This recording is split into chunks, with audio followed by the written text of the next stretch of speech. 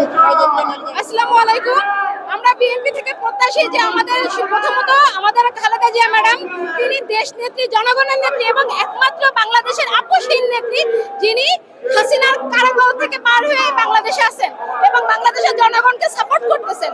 যদি সুষ্ঠুভাবে নির্বাচন হয় এবং বিএনপি ক্ষমতায় আসে, আমরা অবশ্যই প্রত্যাশী যে বেগম খালেদা জিয়া ম্যাডাম বাংলাদেশের আগামীর প্রধানমন্ত্রী হবেন।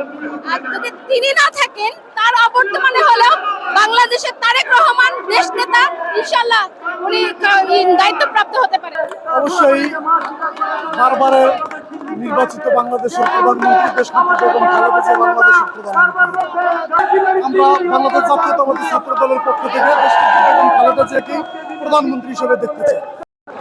অবশ্যই আমরা আগামী নির্বাচনে জনগণের ভোট নিয়ে এবং জনগণের ম্যান্ডেট নিয়ে বিএনপি ক্ষমতা আসবে বলে বিশ্বাস করি এবং আমাদের মমতাময়ী মা দেশনেত্রী বেগম খালেদা জিয়া যদি সুস্থ থাকে, তিনি অথবা আমাদের আগামীর রাষ্ট্রনায়ক তারেক রহমান প্রধানমন্ত্রী হবে।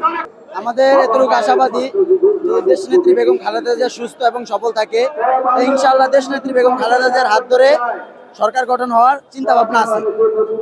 দেশনেত্রী বেগম খালেদা জিয়া সুস্থ না থাকে, তার পরবর্তী প্রজন্মে জনাব দেশনায়ক তারেক রহমান সরকারের প্রধান হওয়ার চিন্তা ভাবনা আমরা অনুভব করি।